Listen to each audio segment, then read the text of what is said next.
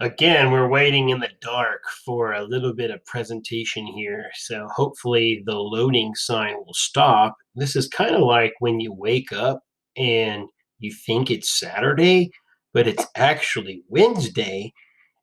Oh, it's Wednesday. Here we go. We're talking about expression. So remember, when we're reading, we always want to express what is being said.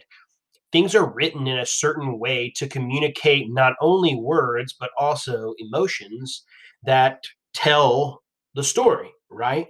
And so when we read and when we write, we want to make sure that we put our words together to tell people as much information as we can.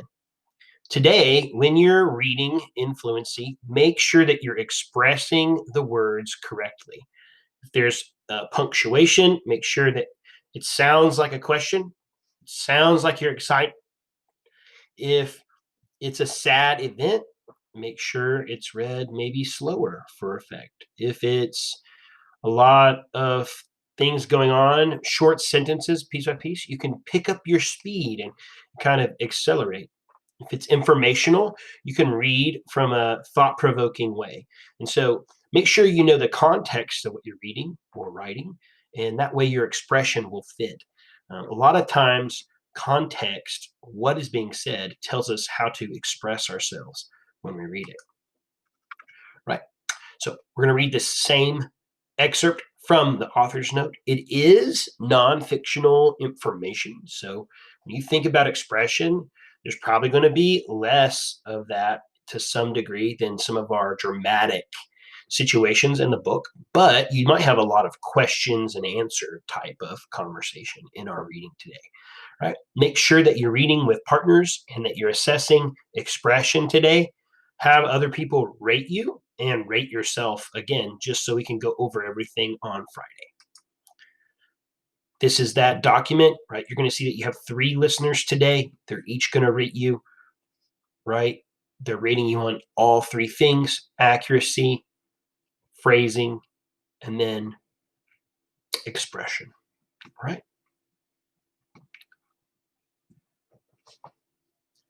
All right, here's our passage for today for word study. It says, other countries in the region, like Lebanon, Jordan, and Iraq, have all received huge numbers of Syrian refugees, but their resources are stretched to the limit, and public sentiment in many countries has turned against the influx of immigrants. Okay, what are our words we're going to talk about in this passage today? First one is sentiment.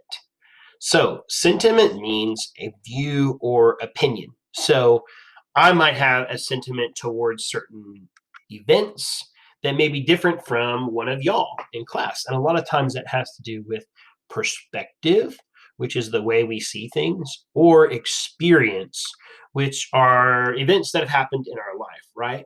So, Mood, Joseph, and Isabel all might have a different sentiment towards certain things, like large bodies of water, for example. I mean, all 3 of them had traumatic events in large bodies of water where they lost somebody. You know, one person lost uh, a crew member or friend, family friend, to sharks. One person lost their father, or so they thought, to suicide. One person lost their sister, right? And so that sentiment towards ships or sea are going to be different for them, right? Well, the same thing is true for individuals, right? And so it can also mean an emotion. So it can be how you feel, usually related to your experiences, right? And what I just described to you, our 3 characters from Refugee might have a sentiment towards the open sea that is negative because of their experience. So there's an emotion and an opinion kind of overlapped. It can kind of mean the same thing or 2 different things depending on our context and what we're talking about. In this situation, it says their resources are stretched to the limit and public sentiment in many countries has turned against the influx of immigrants. You know, for some public citizens, that might be their opinion, right? Like their point of view, but it also might be so far as an emotion for some people who maybe their lives have changed because of that influx of immigrants. Maybe their circumstances have been affected negatively because of it. And so there's more emotion involved in what they feel, right? The second word we're going to talk about is influx. And in is a small word, but means in. And when we look at that word, it's anything flowing inward. So kind of gives that away. Flux means flow. So a flux capacitor was something used in a movie. Usually had to do with the flow of like electricity, or it could be the flow of water or the flow of people. And you kind of see that in this word. Inward flow is kind of what it means. And anything flowing inward can be called influx. It's used often to describe people, like populations moving from one place to another, or immigration. Water, which can be the influx of salt water or fresh water, or, you know, polluted water.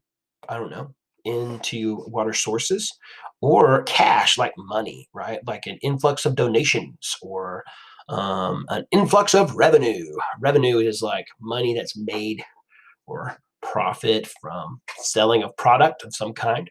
And so in this situation, we're talking about immigrants. That's our direct object. So we're really focusing in on the influx of immigrants. And right, remember, let's go way back to refugee, that this is a public opinion about immigrants, but a lot of times these are not people who are choosing to leave their country. These are refugees. And so a lot of times public opinion or sentiment can be formed around immigrants without a proper perspective on the fact that they're refugees and they're not trying to take over your country.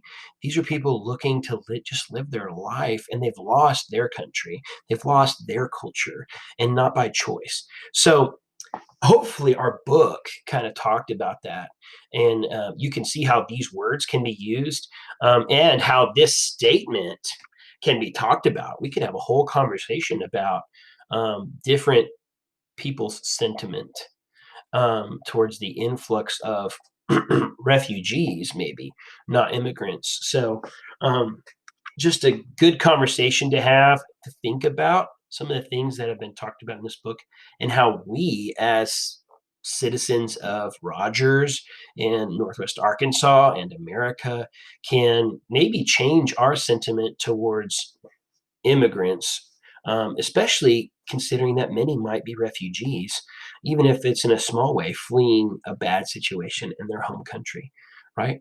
So that's it for today. Tomorrow, we're talking about pace and volume, right? And we'll assess all four of those things that we've been assessing in fluency. You guys have a great day, and hopefully I will see you tomorrow.